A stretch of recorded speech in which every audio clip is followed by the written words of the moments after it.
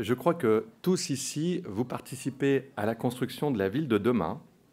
Et je voudrais juste faire un petit retour sur les ateliers, puisque au cours de la journée, nous avons vu se dessiner le portrait d'une ville multiple et inventive, une ville attractive pour ses habitants et en même temps pour ses investisseurs, pour les investisseurs, une ville qui se préoccupe de la qualité de ses centres et qui en même temps réfléchit à des échelles beaucoup plus vastes, une ville qui développe la participation et en même temps qui s'inscrit dans une vision stratégique. Bref, vous l'aurez compris, une ville des en même temps. Quelle dynamique! Ces dynamiques-là que l'on ressent à de nombreux niveaux, vous en êtes bien sûr les acteurs et nous continuerons autant que possible à les faire connaître dans nos publications, bien entendu, mais également à vous donner les possibilités de les présenter, de les découvrir et de les partager. C'est d'ailleurs dans cet esprit que nous avons organisé dernièrement un atelier projet urbain à Berlin, conçu par Ariela Masbounji sous l'égide de la DGALN. Nous étions plus de 200 en fin septembre et nous avons pu alterner les conférences et les visites sur le terrain. Pour y avoir participé, c'était juste passionnant. Et au même point, à tel point que les Allemands ont demandé à Ariela de traduire son livre en 2 langues. En tout cas, nous réfléchissons au prochain atelier et nous vous ferons part de la ville que nous aurons retenue dès que possible. Par ailleurs, et sur le modèle des forums des projets urbains régionaux, puisque nous avions décliné le FPU à Marseille il y a 2 ans, nous avons organisé en avril dernier un FPU Go pour Grand Ouest à Nantes, au Palais des Congrès. Et nous avons eu pour cette première édition plus de 400 participants. Et nous travaillons actuellement sur un FPU nord-européen qui doit avoir lieu fin janvier à Lille. Tous nos développements prennent leur sens parce qu'ils sont soutenus par nos publications et nos journalistes. Je vais bien sûr penser à Très Urbain, au magazine DA, mais également à nos lettres professionnelles, la lettre de la Pierre, le courrier du logement, le Urbapresse et Décideurs d'Île-de-France. Comme vous avez pu peut-être le voir, nous avons lancé dernièrement une nouvelle offre, un pack digital, qui vous permet d'accéder à tous nos contenus via le web. Voilà. Avant de passer la parole à nos invités, je voudrais évidemment remercier nos partenaires qui sont à nos côtés, pour certains, depuis de nombreuses années. Adim Vinci Construction, BPD Marignan, Citalios, EDF Collectivité, Eiffage Aménagement, Espace Ferroviaire, Link City, Nexity, l'Asset et Sequano Aménagement. Enfin, je voudrais remercier toutes les équipes d'Innovapresse, et notamment Marie-Christine Vatoff, rédactrice en chef d'Innovapresse et de Très Urbain, qui va animer donc la séance plénière, et bien sûr Valérie Gibault et Coraline Blaise, qui ont fait un travail formidable, comme chaque année, en s'investissant et en nous offrant ce bel événement. Encore un grand merci à vous tous, merci pour votre confiance et votre participation, et puis on vous donne rendez-vous, bien sûr, l'année prochaine pour de nouveaux projets urbains à découvrir. Très bonne fin de journée.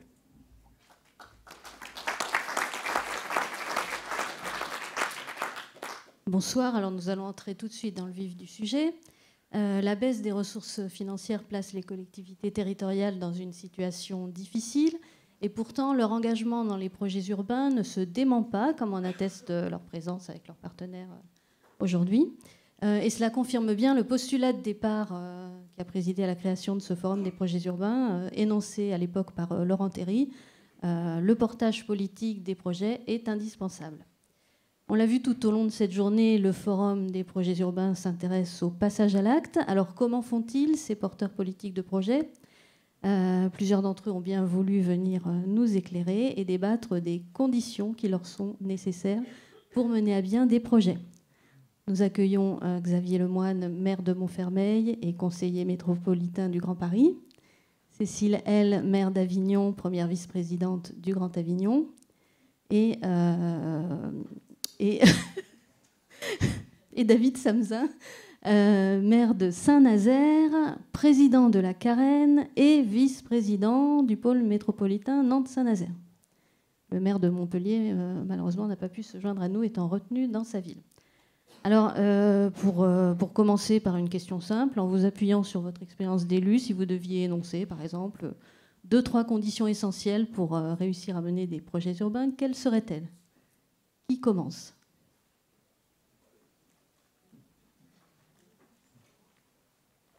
Nous allons nous lancer. Je vais être assez lapidaire dans ma réponse, mais peut-être pour l'adoucir un peu, dire mon expérience de maire de Montfermeil, qui était une ville en perdition urbaine, économique et sociale. Nous avions de grandes copropriétés massives, 1500 logements, en faillite, sous administration judiciaire. Durant les 45 ans qu'elles ont duré, aucun travaux n'avait pu être voté, et c'est la puissance publique qui s'est totalement substituée à elle pour des élémentaires questions de sécurité. Ensuite, j'ai connu les centres-villes anciens, dégradés, insalubres, proie des marchands de sommeil qui avaient été chassés de ces copropriétés dégradées. Et maintenant, c'est la mutation accélérée du pavillonnaire qui nous inquiète.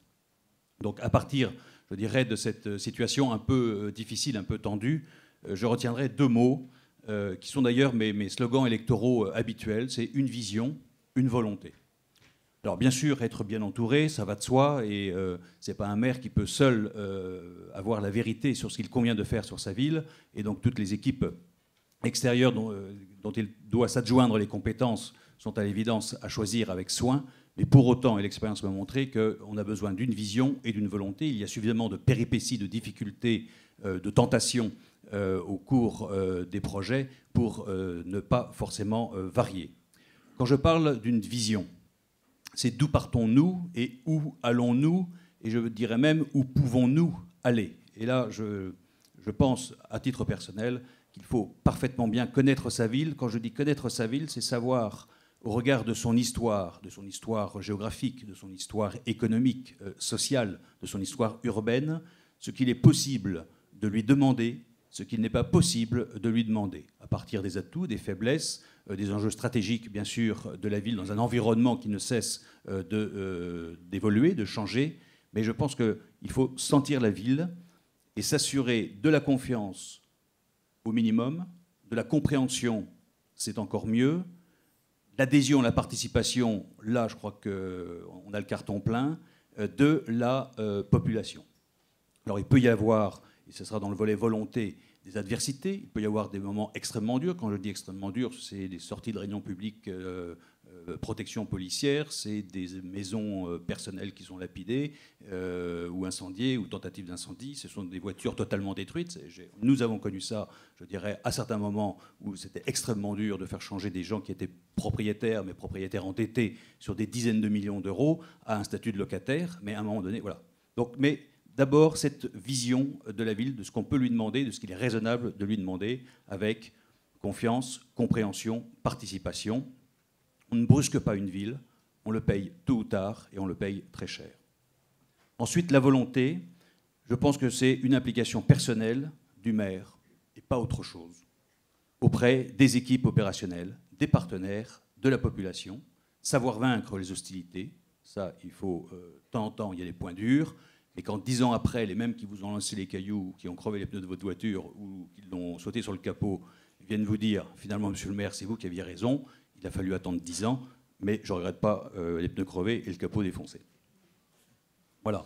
Et donc, toujours susciter compréhension et adhésion, et maintenir le cap, et toujours préparer le coup d'après, parce que la question de l'urbanisme, ce n'est jamais fini, la question de l'architecture et de l'urbanisme n'est jamais finie. Et quand vous avez commencé à recoudre un peu le tissu urbain, social et économique, eh bien, il se découd à un autre endroit.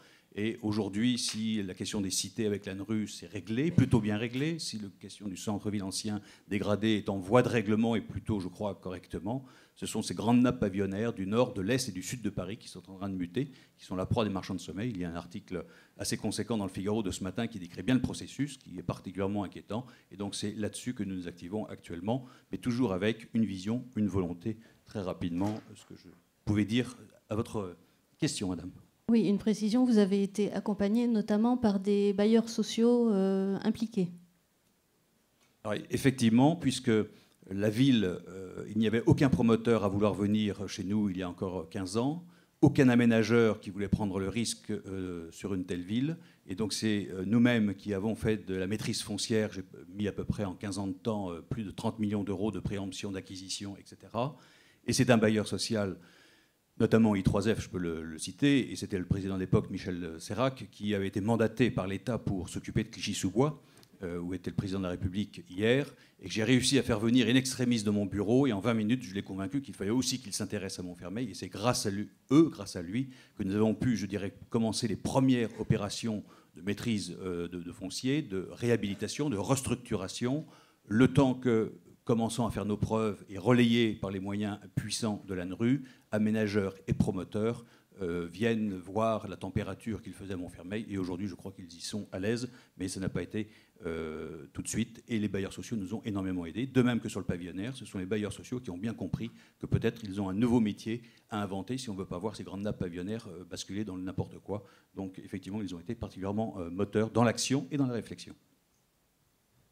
Alors, on passe à Avignon, qui connaît des normes, ou qui va connaître d'énormes transformations. Vous avez décidé de réveiller la belle endormie, comme vous dites, en partant d'assez loin.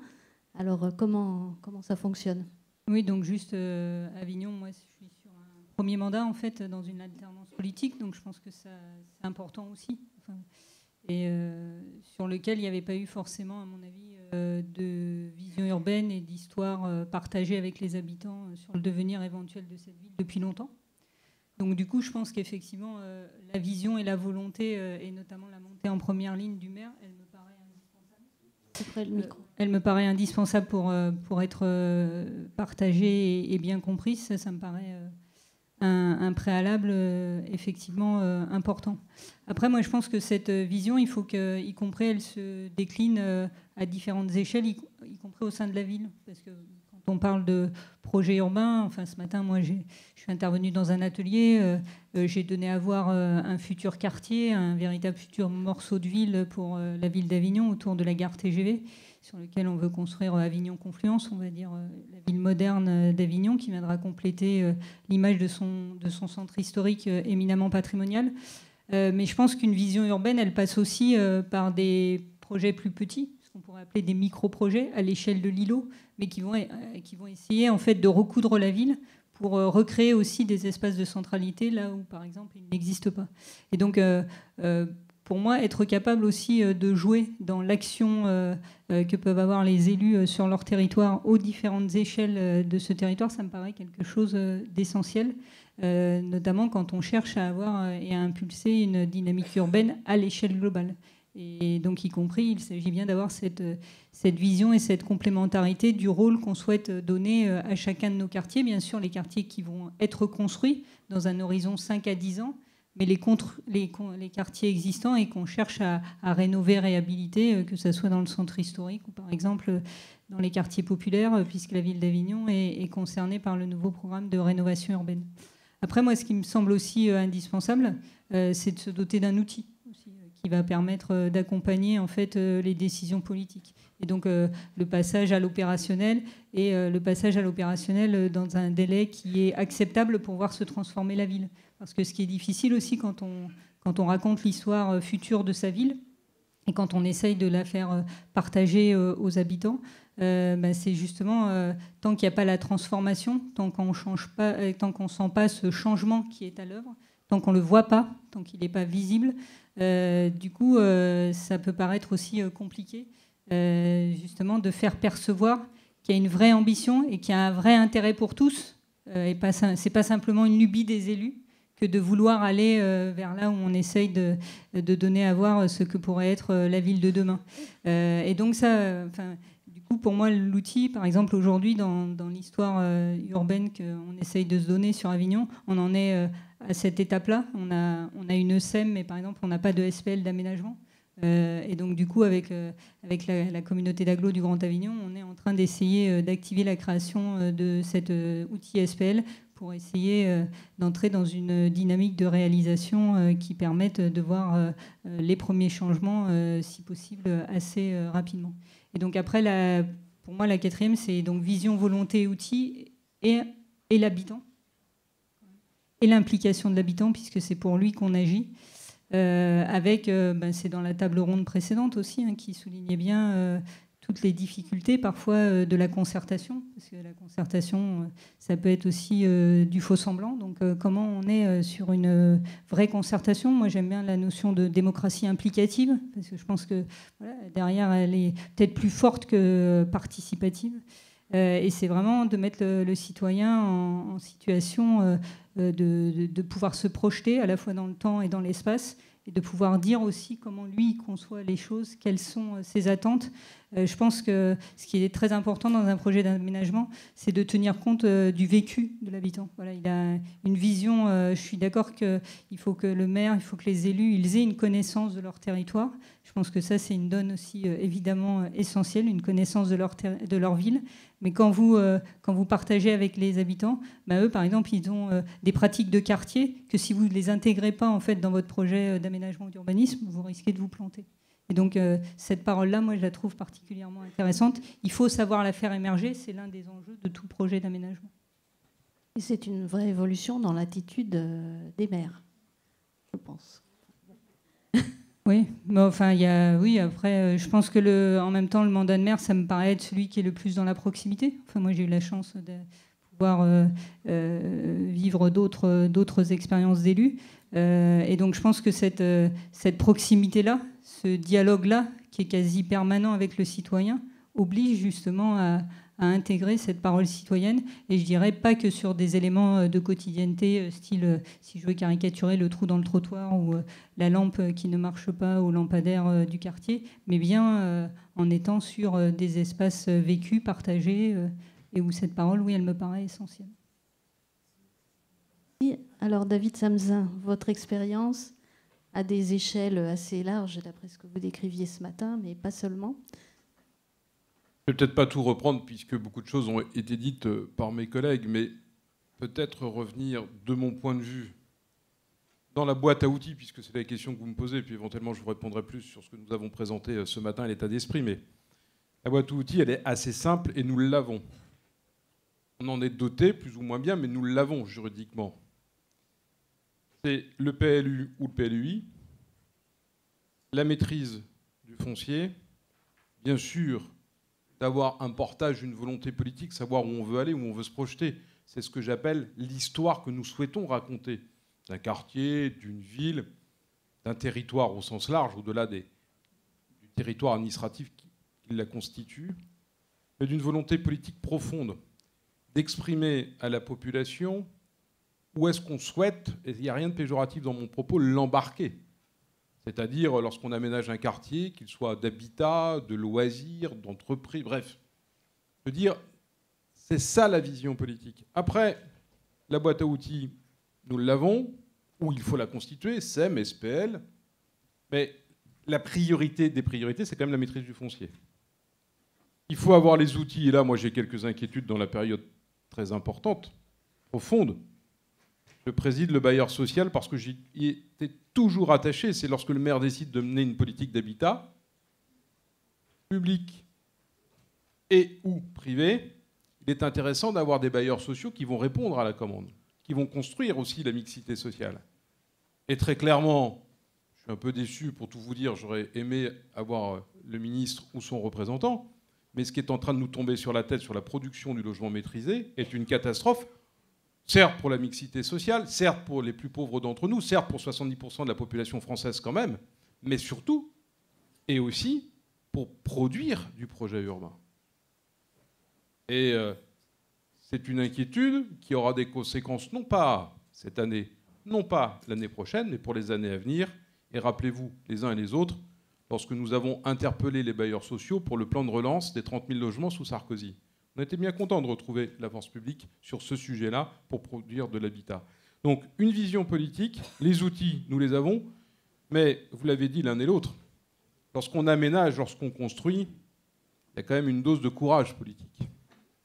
Parce que il faut que ces politiques s'inscrivent sur un temps long, entre le moment où on va délibérer, le moment où on va sortir du bois, le moment où on va exprimer une volonté politique, et le moment où on va livrer les clés. Il y a eu au moins une élection municipale entre-temps. Donc voilà pourquoi il est important aussi d'embarquer. D'embarquer, ce n'est pas péjoratif, je me répète. Il faut savoir dire où est-ce que l'on va. Mais à Saint-Nazaire, c'est normal, vous avez bien raison. Mais où est-ce que l'on va? Qu'est-ce que nous allons mettre à la concertation? Qu'est-ce que nous n'allons pas mettre à la concertation parce que c'est une décision politique? Et qu'est-ce que nous allons autoproduire? Et ça, je crois que c'est aussi de fixer les règles du jeu pour ne pas être, d'une part, sur des temps bien trop longs et la production du projet. Il faut aussi piloter ses finances, il faut aussi piloter son calendrier.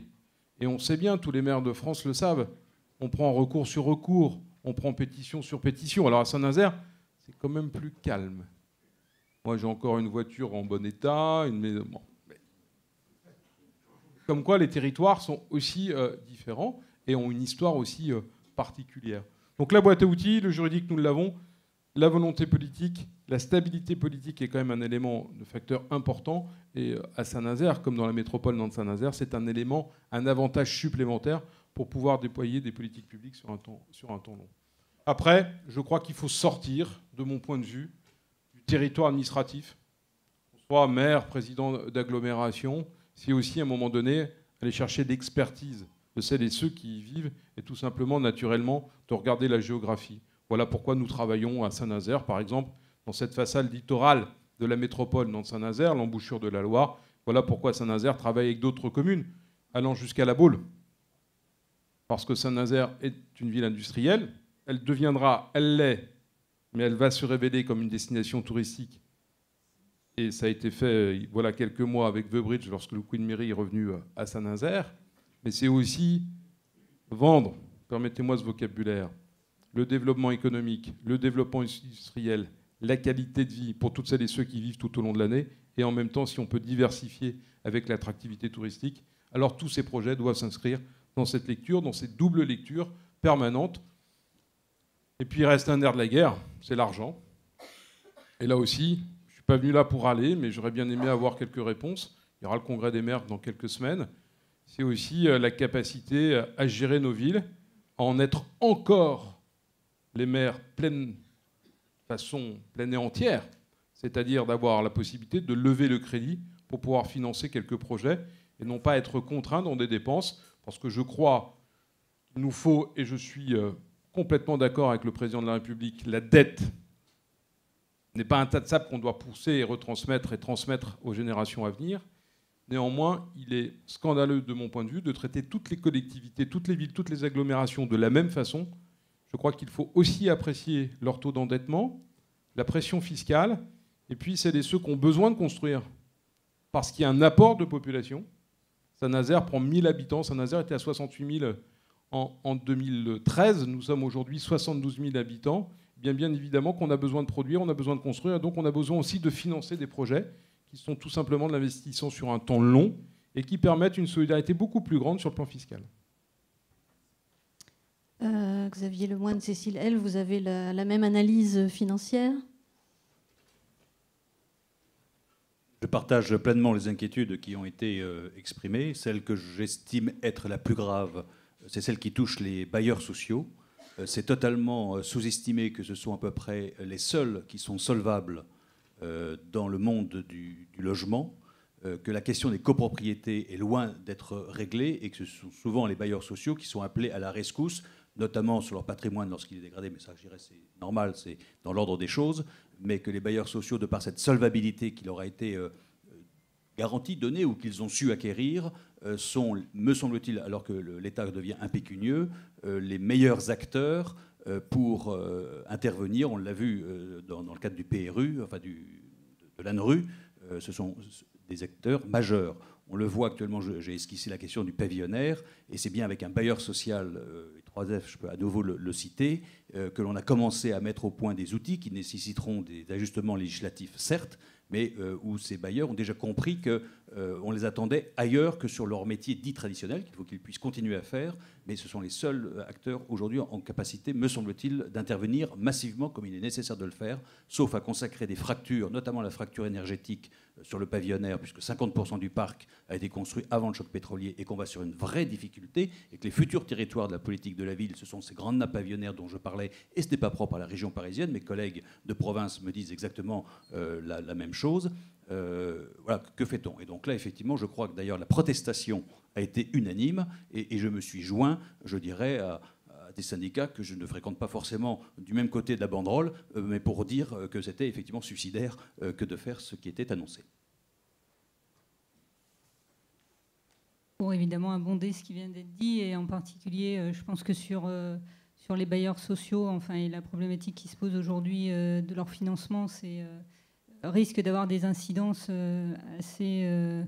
assez importantes sur les nouveaux programmes de rénovation urbaine qui sont en cours et qui du coup risquent d'être bloqués. Enfin, moi j'en ai un sur Avignon où il y a près de 700 logements qui en principe sont voués à la destruction, mais qui pèsent sur un ou deux bailleurs, et dont un principalement qui est l'ancien office de la ville, et qui, lui, a priori, ne va pas avoir la soutenabilité financière pour pouvoir s'insérer avec cette ambition-là dans ce programme-là. Et donc, du coup, comment on fait? Puisque, a priori, si on veut vraiment qu'il y ait une transformation profonde de ces quartiers, si on veut vraiment les repositionner dans la dynamique urbaine plus globale qu'on est en train d'essayer d'inventer sur un territoire comme Avignon, eh ben, du coup, ça risque de fragiliser complètement cet édifice ou ne pas répondre en tout cas à cet enjeu et de laisser à nouveau ces quartiers sur le bord de la route par rapport au développement qui sera observé dans les autres quartiers d'Avignon.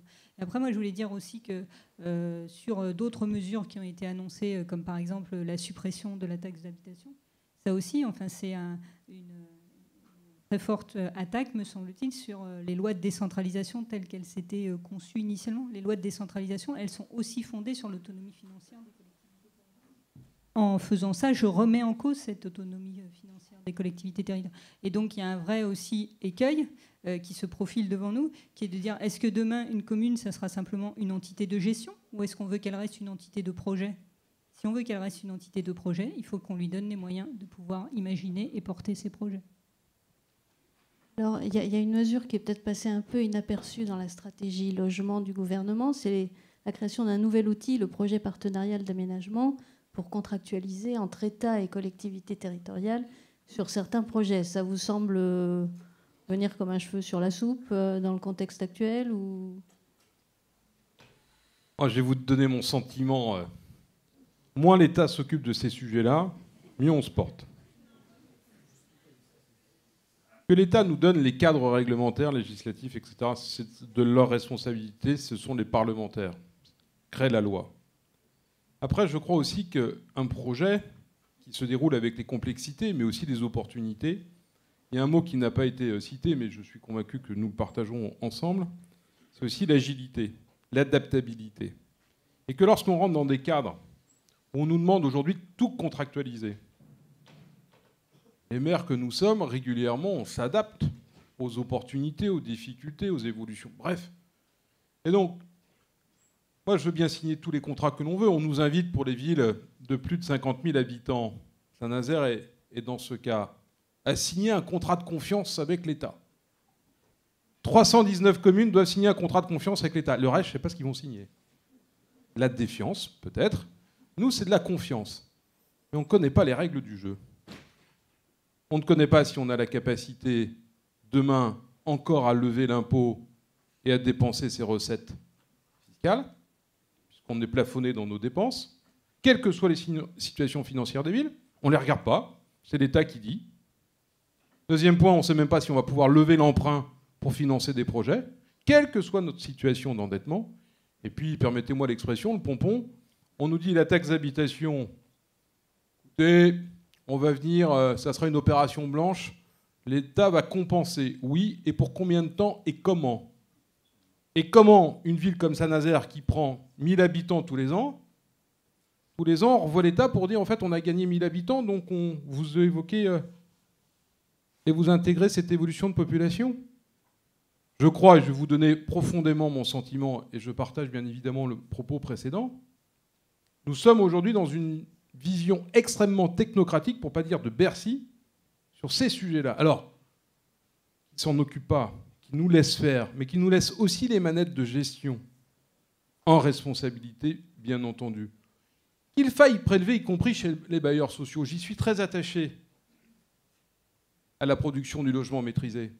Que les bailleurs sociaux, il y en a dans le pays, qui ont des tas d'or, dormants, qui ne servent à rien, qu'on aille les prélever. Oui, bien sûr.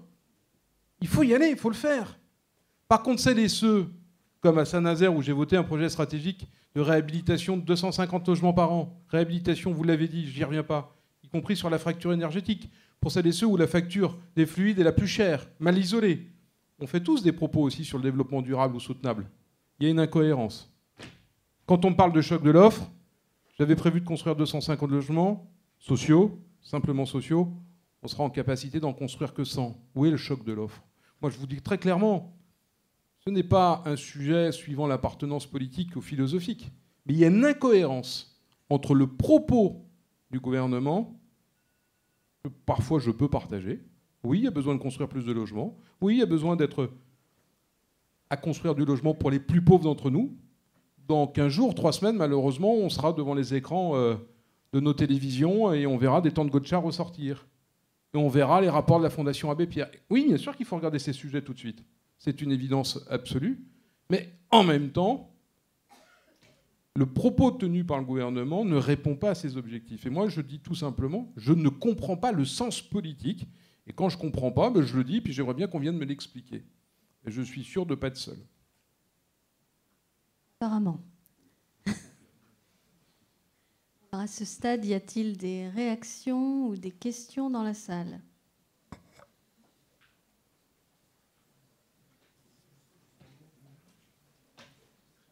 Juste un mot dans ce qui tourne un meeting politique.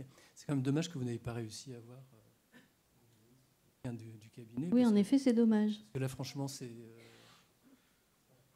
un peu gêné de... Mais on leur enverra le magazine Très Urbain et nos autres publications. Aussi, et... je veux bien lire aussi tout ça. C'est vrai qu'on est un petit peu gêné aussi de ne pas connaître l'ensemble du dossier. Charge extrêmement frontale, qui est sans doute un peu fondée, puisqu'elle est très frontale. Mais bon, on aimerait bien aussi avoir d'autres arguments. Reparler dans le micro, peut-être. J'en ai terminé.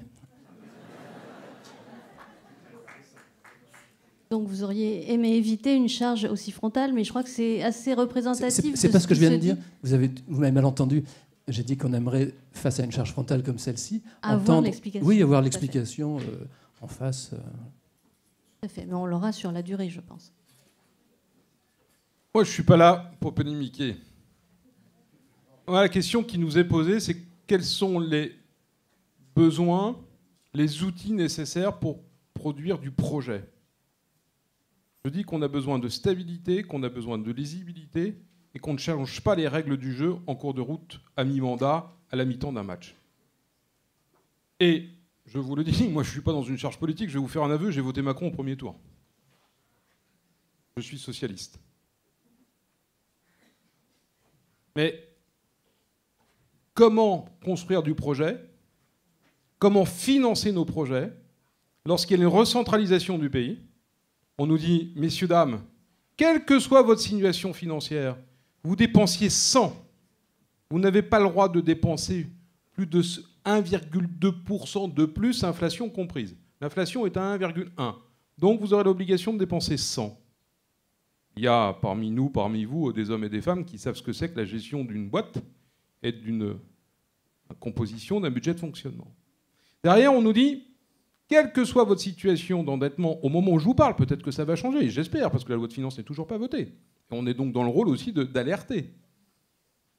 Demain, vous n'aurez peut-être plus le levier de l'emprunt pour financer des projets, quelle que soit votre situation d'endettement. Eh bien, je dis que pour construire du projet, on a souvent la volonté politique, on a souvent la maîtrise du foncier, on a souvent aussi savoir où on veut aller, mais on dit là, par contre, demain, nous gérons des budgets, nous gérons une relation avec la population, avec des investisseurs que vous représentez, comment nous faisons demain pour pouvoir présenter des budgets et une volonté politique dans ce cadre-là. Très clairement, ce que nous demandons, c'est d'avoir des règles partagées. Et l'élément où là, vous pouvez considérer qu'il y a une charge, C'est l'incohérence entre le propos qui est tenu nationalement et les décisions qui arrivent de Bercy. Voilà.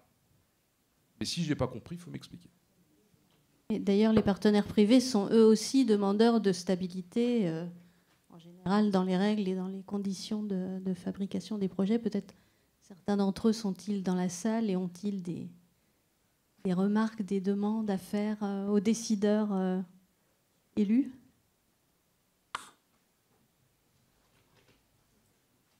Alors, pour continuer, bon, tout ça a l'air un petit peu anxiogène, mais le Club Ville Aménagement, après-demain, organise un débat sur le thème « Y a-t-il encore un avenir pour les grands projets ?»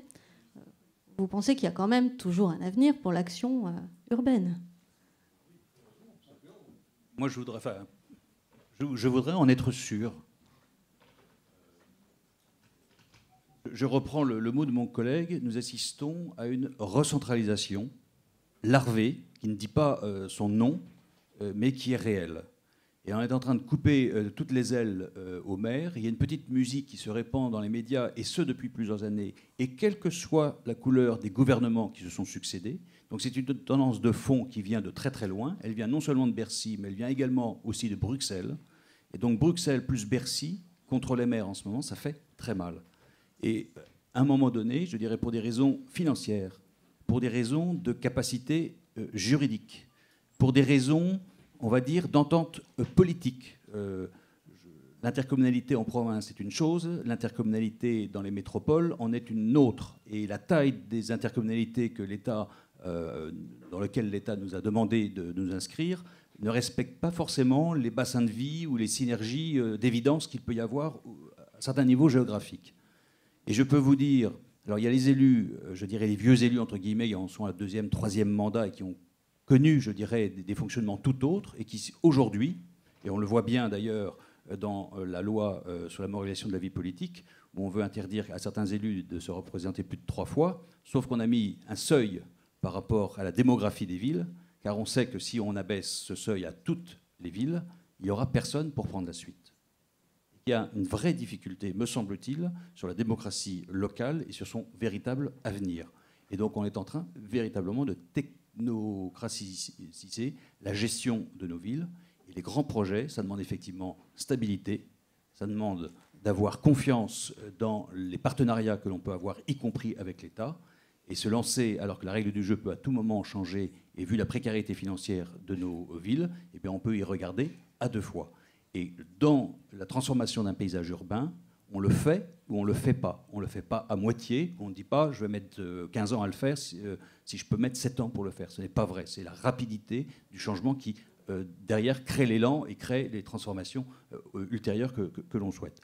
Donc très honnêtement, je le vois bien. Et quand on regarde l'investissement des collectivités territoriales aujourd'hui, quand on voit le coup de frein éventuel que la réforme du logement social pourrait faire sur la construction de logements, on risque de le payer extrêmement cher. Alors, dénonçons-le, organisons-nous pour éloigner ces funestes décisions, mais on n'est pas à l'abri d'un coup de frein qui serait, à mon avis, extrêmement préjudiciable à nos villes et au développement économique de notre pays. Cécile, elle ? Moi, je dirais qu'il y a évidemment encore de la place pour les projets urbains. Enfin, je le redis, pas simplement les grands, pour tous les projets urbains. Je pense que ce qui est dit aujourd'hui, c'est que tout à l'heure, on disait qu'il y a une vision, une volonté, mais quelque part, porter un projet urbain, aujourd'hui, c'est aussi une bataille. On peut se le dire aussi, parce qu'on parlait de la question financière, mais il n'y a pas que la question financière. Enfin, moi, je suis sur un territoire qui est soumis au risque d'inondation. Je souhaite bien du plaisir à tout élu local qui a, et ils sont nombreux à l'échelle France, puisqu'on est quand même un pays qui est soumis à de multiples risques naturels. Donc là encore, il ne s'agit pas de ne pas tenir compte, et bien évidemment, de la vulnérabilité au risque dans les processus d'aménagement et les processus de développement urbain. Mais il s'agit peut-être à un moment donné de trouver un terrain d'adaptabilité à ce processus et à ce risque d'inondabilité, comme ont pu le faire d'ailleurs d'autres pays à l'échelle européenne, notamment par exemple les Pays-Bas ou les Allemands, qui ont développé des formes urbanistiques tout à fait et architecturales tout à fait intéressantes dans ce domaine-là. Mais quand vous avez face à vous en fait un État qui vous dit bah non, de toute façon moi je vous permets pas ça parce que il y a un PPRI Rhône ou Durance qui vous l'interdit, et que vous avez l'impression qu'il n'y a aucun espace de dialogue, non seulement il y a un côté très frustrant pour le coup, parce que vous portez quand même quelque chose qui vous semble essentiel pour votre territoire et pour ses habitants, et vous avez l'impression qu'il n'y a même pas un chemin possible. Voilà, moi ce que je dis simplement, c'est quel est le chemin possible où on va pouvoir ensemble avancer. Et moi je pense que c'est ça qu'il faut absolument, enfin voilà, pour nos villes, pour notre territoire, mais aussi pour notre pays, de toute façon, on ne peut pas avancer frontalement et dans la confrontation. On sait que c'est pas possible. Et donc c'est pour ça que moi c'est un peu... Donc nécessairement aussi, les élus locaux, on est en train de s'adapter quand même à ce contexte-là. C'est obligé. On est en train de s'adapter à la raréfaction des financements publics.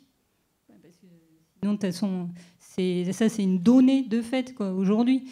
Et donc quand on porte du projet et qu'on veut voir émerger les projets, ben, effectivement, on va chercher l'innovation, on va chercher éventuellement des partenariats avec des partenaires privés, de voir comment en même temps on peut être dans une certaine exigence pour que après ce qu'on porte en ambition, en termes d'ambition urbaine, ne soit pas remis en cause.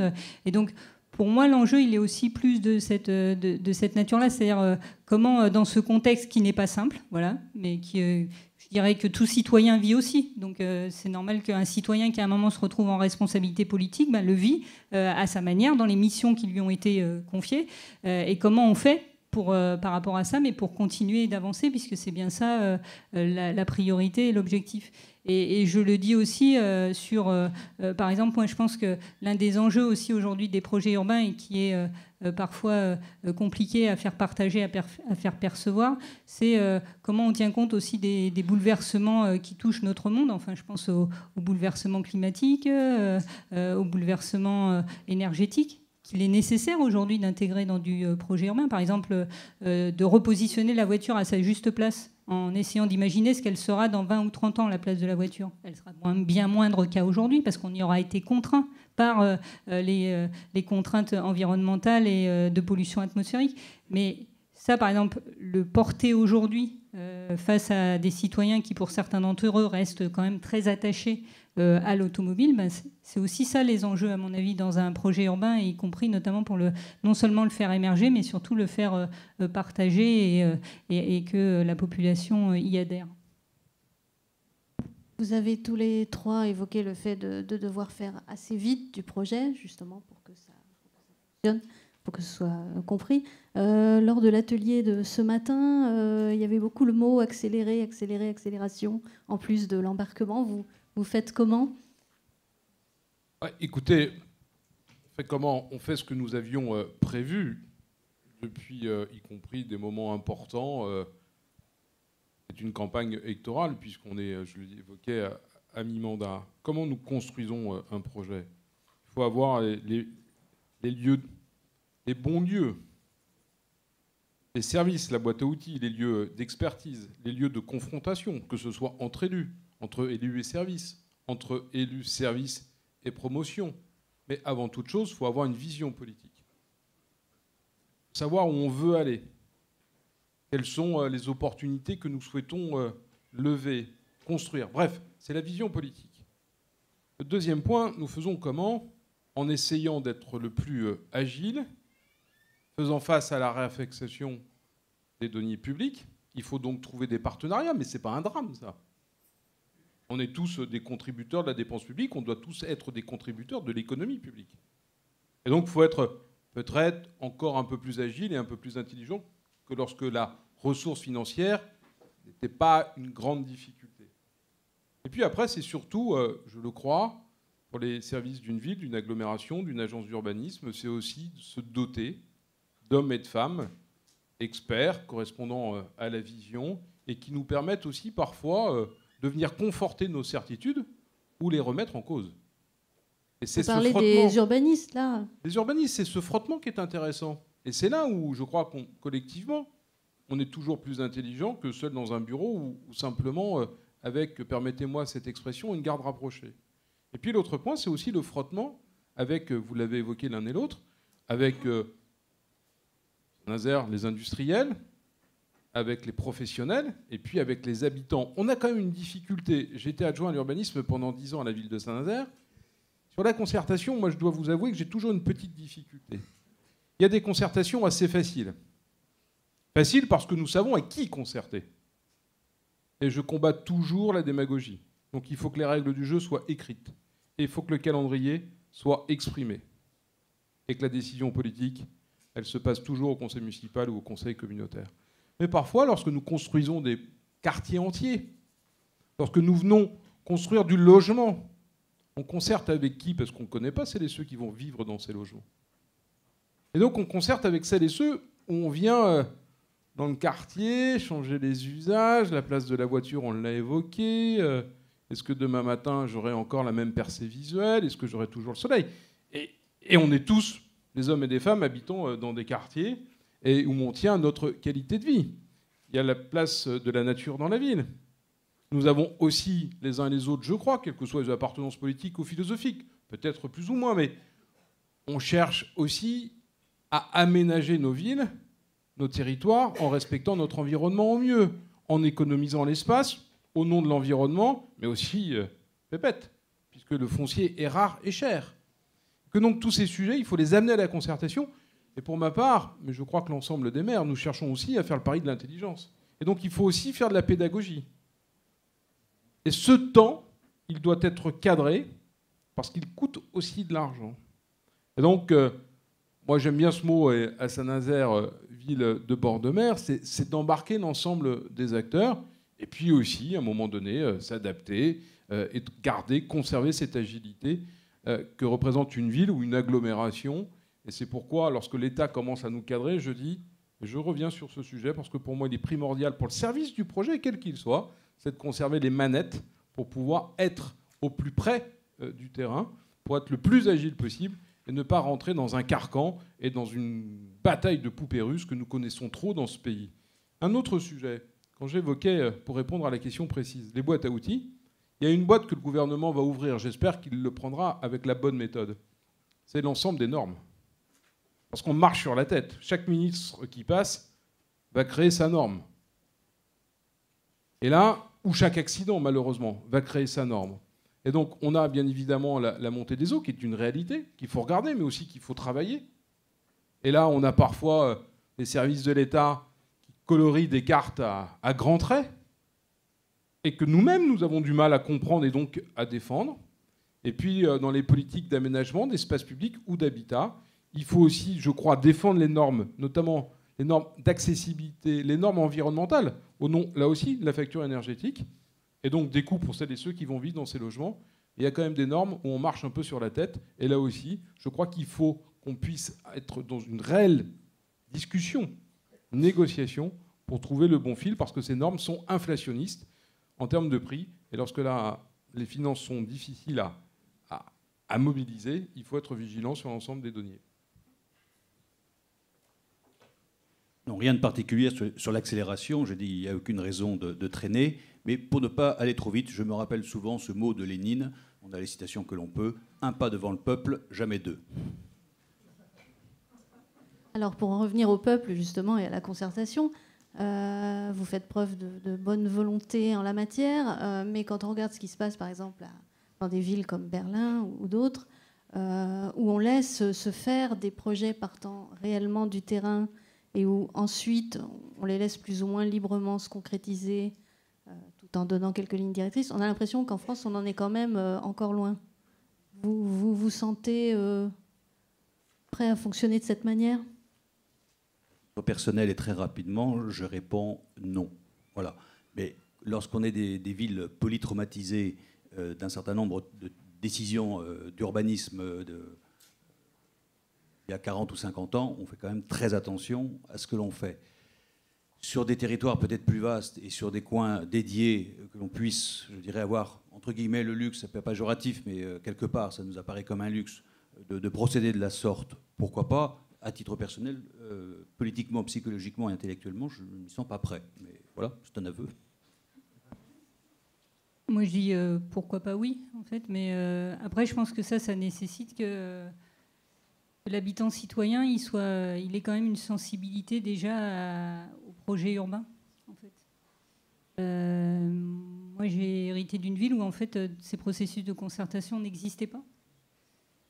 Et donc, du coup, là aussi, de mettre la mécanique en route, voilà, c'est pas simple.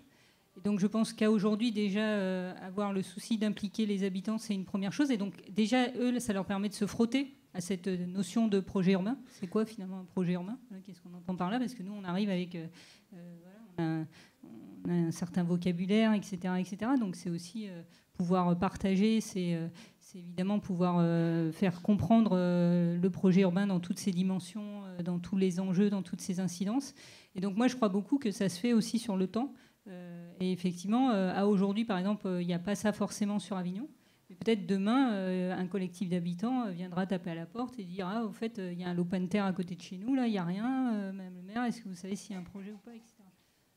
Après, et ça vaut aussi pour les processus de concertation, implication, c'est comment on fait pour que la parole, elle ne soit pas squeezée que par quelques-uns. On sait aussi qu'il y a des professionnels de la concertation. Et donc, du coup, pour moi, une vraie concertation, c'est que tout habitant citoyen va se sentir concerné. Pas simplement celui qui est déjà impliqué dans une association environnementale ou dans l'association de quartier, ou, etc. Comment je vais pour toucher vraiment l'habitant citoyen en lui disant, voilà, demain, effectivement, il va y avoir un projet à côté de chez vous et il peut avoir des incidences, y compris sur votre vie quotidienne. Et est-ce que vous êtes OK pour qu'on partage, voilà, pour qu'on vienne vous le présenter, qu'éventuellement on puisse le co-construire, moi je pense qu'il faut laisser des portes ouvertes en fait. Voilà, enfin, on essaye de tester ça sur Avignon. Alors je dis pas que c'est encore la panacée, hein, mais par exemple sur de la requalification d'espaces publics en centre-ville. En fait, on met en regard 3 options possibles avec des visualisations. On est sur le terrain, donc les gens voient ceux qui participent en tout cas à cette déambulation. Donc là, malheureusement, ce n'est pas les 96 000 habitants d'Avignon, mais bon, il y en a un certain nombre qui viennent déjà. On voit l'espace tel qu'il est aujourd'hui, et après, en étant accompagné évidemment par des cabinets d'architectes, urbanistes et paysagistes, eh bien, on donne à voir 3 options possibles. Voilà. Et quelle est celle? Alors, des fois, il n'y a pas le consensus. Donc là aussi, c'est comment on crée du consensus, parce qu'il faut bien qu'il y ait quand même une majorité qui se dégage à un moment donné. Donc, voilà, moi, je trouve que c'est passionnant, mais du coup, ça prend du temps. Mais le temps du projet urbain et pas le temps du politique, quoi. Ça, c'est clair. Moi qui suis sur un premier mandat, grosso modo, tout ce que j'impulse, ça sera au-delà de 2020, quoi. Mais voilà, c'est comme ça. De toute façon, c'est pour la ville, pour les habitants.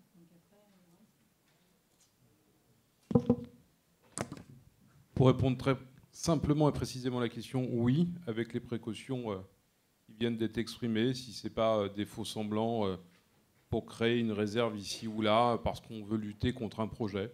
Si c'est vraiment des habitants ou des personnes qui souhaitent venir vivre dans nos villes et qui sont dans une logique et qui partagent, y compris certaines valeurs, on peut aussi, et c'est le rôle des élus, d'exprimer, lorsqu'on est à créer un quartier, un projet, de dire que nous voulons tant de logements sociaux, tant de logements pour personnes âgées, pour les étudiants, bref.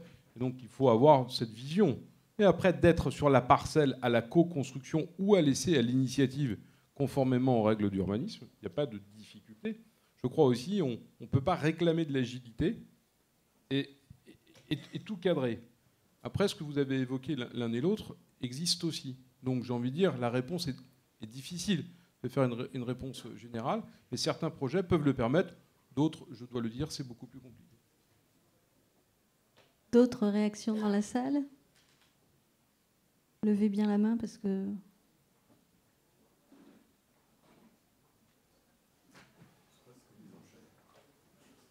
Alors, pour finir peut-être le tour d'horizon des partenaires, le privé, vous fonctionnez comment avec? Il vous sert à quoi? Il nous sert, s'il n'y avait pas le privé, très peu de projets sortiraient. On a besoin de cette alliance publique-privée. Et c'est cette alliance intelligente dans la répartition des rôles, mais y compris, on a besoin du privé à la construction avant la réalisation, la construction du projet, à la réflexion. On a nos outils, nos agences d'urbanisme, lorsqu'on a la chance d'en avoir, mais on a aussi d'avoir les différents cabinets, qui soient architectes, urbanistes, paysagistes, bref, on a besoin d'avoir cette expertise qui répond à de l'économie privée. Ouais, le privé n'est pas un gros mot. Nous avons aussi besoin de la promotion privée. Mais au même titre que nous avons besoin aussi, parfois, de portage public. Et donc, c'est cette alliance, c'est parfois cette répartition de foncier, de répartition des rôles, mais aussi de répartition dans une temporalité. S'il n'y avait que le public, on ne pourrait pas aller aussi vite. Et je crois que nous n'avons pas d'intérêt contradictoire. Par contre, dans la construction du projet, les choses doivent être claires, exprimées. Et puis, je le répète, les élus qui nous disent que ce n'est pas possible tel ou tel sujet, nous avons l'ensemble de la boîte à outils pour pouvoir gérer nos villes. Et je pense notamment au PLU, au PLUI. Cette vision intercommunale et qui dépasse les frontières administratives. Donc sur ces sujets-là, il n'y a pas de difficulté. Et moi, j'appelle toujours, on parle souvent dans la métropole Nantes-Saint-Nazaire de l'alliance des territoires, mais il y a aussi cette alliance privé-public. Et puis, n'oublions pas non plus les chambres consulaires. N'oublions pas l'État. On travaille sur un port. On est parfois, et c'est compliqué d'expliquer aux habitants, aux Nazériens, qu'ici, on est certes sur la ville de Saint-Nazaire, il y a certains trottoirs, mais ce n'est pas un foncier qui appartient à la ville, mais qui appartient au port. Et donc, il faut mettre l'ensemble de ces acteurs autour de la table et des services de l'État, quand ils rentrent dans un état d'esprit, de nous aider à fabriquer le projet. C'est ça l'enjeu. Donc, il n'y a pas de dualité, il n'y a pas d'opposition, il y a simplement d'avoir des règles de jeu claires et d'une stabilité dans le temps. Elle, vous n'en êtes peut-être pas encore à ce stade-là sur vos projets qui Ici, sont nous, il y a des encore projets récents. où on est en partenariat en fait, avec des partenaires privés. On est en reconversion en fait, d'une prison qui était située dans le centre-ville et sur lequel on est parti sur un projet multiple à la fois à dimension habitat, auberge de jeunesse, espace de coworking, friche artistique, réintroduction aussi de commerce de proximité. Et il nous a semblé clairement que nous, ville, on ne pouvait pas porter le projet, quoi. Donc on a fait un appel à projet, on a eu plusieurs équipes qui ont répondu, et là on est en phase finale de négociation avec une équipe qui devrait en principe acquérir cette prison et ensuite pouvoir développer son projet. Donc voilà, par contre je pense que ça, il faut... ça oblige, mais en principe, quand on a une vision de son territoire, il n'y a pas de problème de ce point de vue-là, mais ça oblige pour le coup l'élu, le politique, à bien définir son projet, ses attentes, ses exigences. Voilà, comme ça, c'est clairement posé au départ. Et donc, ceux qui candidatent connaissent en fait la feuille de route et les conditions qui ont été posées par la collectivité publique. Alors après, il y a toujours aussi, une fois qu'on a choisi l'équipe projet, comme je disais tout à l'heure, il y a toujours un chemin, évidemment, sur lequel on va et l'un et l'autre cheminer. Voilà, mais moi, de l'expérience que j'ai sur ce cas précis, voilà, pour l'instant, la ville, elle continue d'affirmer les exigences et la multiforme qu'elle avait voulu donner à ce projet dès le départ vis-à-vis de ce porteur de projet. Voilà. Ça me semble intéressant parce que... Oui, moi, je suis pourtant convaincue aussi, je le dis, de l'action publique en matière d'urbanisme. Voilà, pour moi, c'est y compris dans une ville où je pense que pendant trop longtemps, il n'y en a pas eu. Donc voilà, ça, c'est aussi ce que j'ai voulu poser avec mon équipe très clairement en reprenant cette ville et en disant, voilà, aujourd'hui, il y a un urbanisme public qui veut se développer à l'échelle de la ville d'Avignon, et avec des objectifs et des orientations et des territoires qui sont précisément identifiés. Mais après... la ville, elle est à inventer à plusieurs, voilà, et donc le privé a tout à fait sa place. Je souscris pleinement à ce qui a été dit par mes deux collègues, donc je ne rallongerai pas sur la considération et la nécessité que nous ayons des partenaires privés. Dernière chance pour la salle.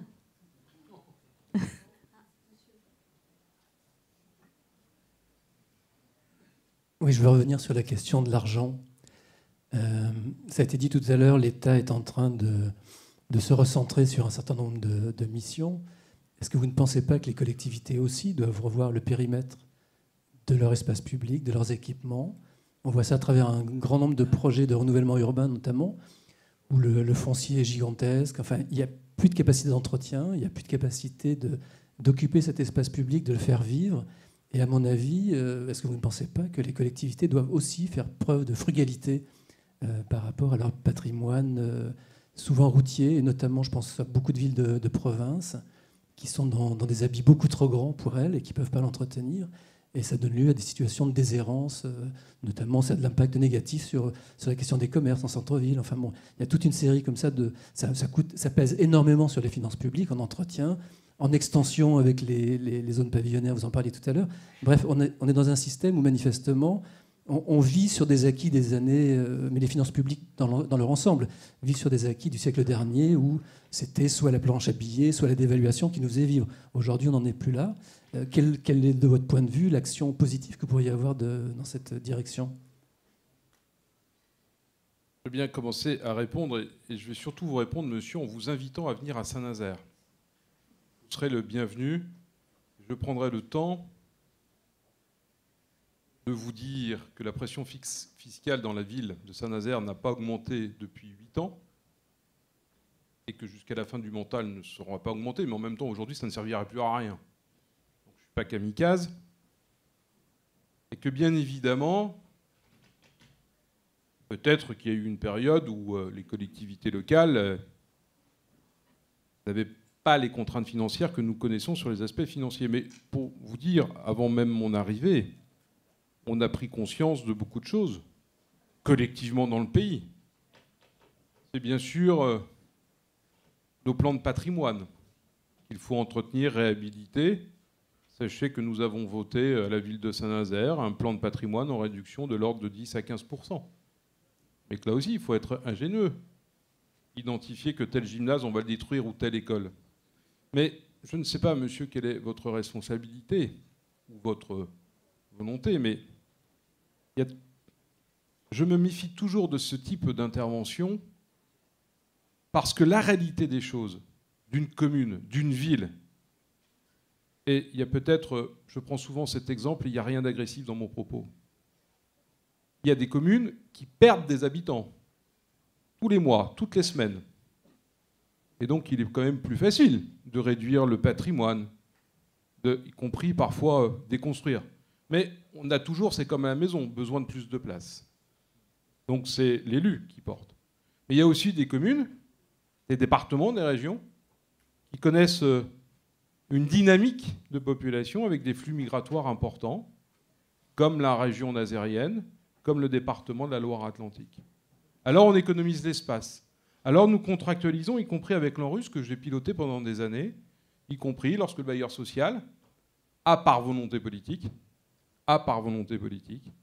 porté du foncier pour pouvoir construire. Un maire, je le dis aussi, moi j'ai la chance d'être à la ville de Saint-Nazaire dans une histoire où le foncier, depuis la reconstruction, est une volonté politique forte. Quand un maire immobilise X millions d'euros dans du foncier, personne n'en parle. Mais il est dans sa responsabilité politique de préparer du foncier parce qu'il a une vision politique, parce qu'il a un projet sur un temps long, parfois au-delà même de sa propre durée de vie, de mandat. Alors même qu'il a décidé de ne pas se représenter. Il achète du foncier, c'est moins séduisant que d'aller couper un ruban d'une crèche ou d'un terrain de foot. Et donc, on a besoin, dans des villes d'autres développements comme à Saint-Nazaire, à un moment ou à un autre, on pousse les murs, on regarde, on optimise ces fonciers. Je dois pouvoir vous dire, la ville de Saint-Nazaire, mais je vous invite très sérieusement, monsieur. J'ai 10 à 15 ans de programmation locale de l'habitat, à en moyenne 650 logements par an, dans la ville constituée, et sans grignoter la campagne. Y compris pour tenir nos patrimoines, nos écoles, où ici ou là, on nous dit qu'il y a encore une classe de disponible. Mais en même temps, il faut aussi qu'on ait cette capacité à s'adapter, ce qui est une bonne nouvelle. Mais lorsque l'État décide que les CP, il faut créer une classe à toute pompe entre le mois de juin, juillet, août et septembre, ben c'est compliqué. Donc notre plan de patrimoine, on a besoin de le rendre agile. Donc oui, la réaffectation. Oui, bien évidemment, nous regardons ces sujets pour une chose simple. Je ne voudrais pas rentrer dans la technique, monsieur. Mais lorsque nous avons des contraintes, la contrainte première, c'est la pression fiscale, c'est le pouvoir d'achat de celles et ceux qui vivent dans nos villes. On n'augmente pas l'impôt pour le plaisir de ne pas l'augmenter. Pour preuve. Donc qu'est-ce que nous faisons? Nous gérons y compris nos budgets de fonctionnement. La moyenne de la strate des villes, je ne connais pas, mais à Saint-Nazaire, le budget du personnel, c'est 57%. Nous n'arrêtons pas de le diminuer, mais il y a en même temps le niveau d'exigence de la population. Il y a aussi l'évolution de la masse salariale. Parce qu'un ministre, et c'est bien normal, va peut-être demain matin augmenter l'indice ou les évolutions de carrière. Donc ces sujets-là, vous savez, monsieur, je crois que les maires de France, les 36 000 maires de France, sont des hommes et des femmes responsables et qui ne vivent pas hors sol et qui savent bien qu'à un moment ou à un autre, la situation financière de leur commune soit les amène dans des grandes difficultés pour demain, soit gèle toute dynamique de projet. Et si nous tenons nos budgets de fonctionnement, c'est surtout pour financer du projet qui fait tourner, y compris la machine économique. Cette question mériterait un colloque à elle toute seule, premier point. Deuxième point, je tiens la démographie pour être une science trop souvent oubliée, mais qui commande beaucoup de choses, sinon tout. Troisième élément, dans les années 50, on parlait d'exode rural. Et c'est vrai que de nos campagnes, les populations partaient dans les villes. Mais nous vivons un deuxième exode rural, c'est celui des villes vers les métropoles. Et donc ces fameuses collectivités qui peuvent être pointées du doigt au regard, je dirais, d'équipements qui seraient dispendieux, ils ne le sont pas puisqu'ils ont été créés dans une logique d'exode rural dans les années 50 à 70, 80. Et donc c'était sur des progressions démographiques qui étaient réelles, sauf qu'il y a une contraction démographique des villes, des petites, enfin des villes, même villes moyennes dans la province, au profit du fait métropolitain, qui est un fait émergent au niveau mondial et qu'il convient de prendre en compte à sa juste place, parce qu'il bouleverse beaucoup d'équilibres, y compris des équilibres politiques.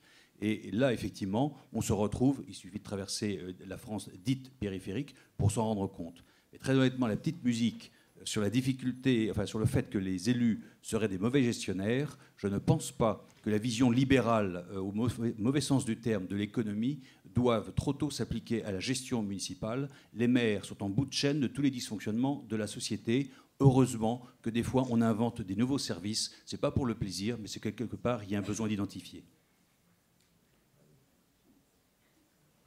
Moi, juste peut-être pour compléter, enfin, pour rebondir sur la question, je pense, par contre, ce qu'il est nécessaire, effectivement, c'est dans le projet urbain tel qu'il se définit aujourd'hui, on va dire, à l'aune des années 2020, il est nécessaire de ne pas le concevoir comme on le concevait en 2000 et en haut dans les années 80, y compris du point de vue de la gestion future des espaces qui sont créés. Enfin, ça, je pense que c'est une donne essentielle, mais je crois qu'elle est intégrée. En tout cas, moi, c'est comme ça que j'intègre. Et donc, du coup, c'est effectivement comment on décline aujourd'hui la ville frugale. Ça veut dire quoi?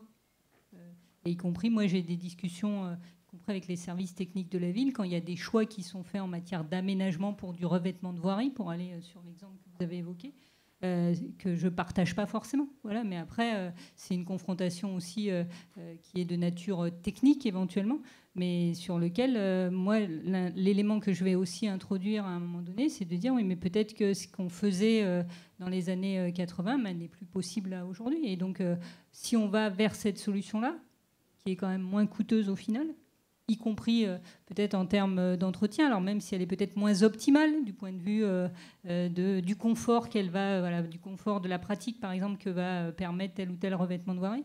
Est-ce que ça, c'est susceptible de remettre en cause le projet, ou au contraire, est-ce qu'on peut porter ce projet du coup un peu différemment de la manière dont on l'aurait porté il y a 20 ans ou il y a 40 ans? Voilà. Après, sur les équipements, moi, je pense qu'on est là aussi pour assurer, et je pense que c'est ce qui a été dit précédemment, pour assurer des équipements à nos populations et à nos habitants.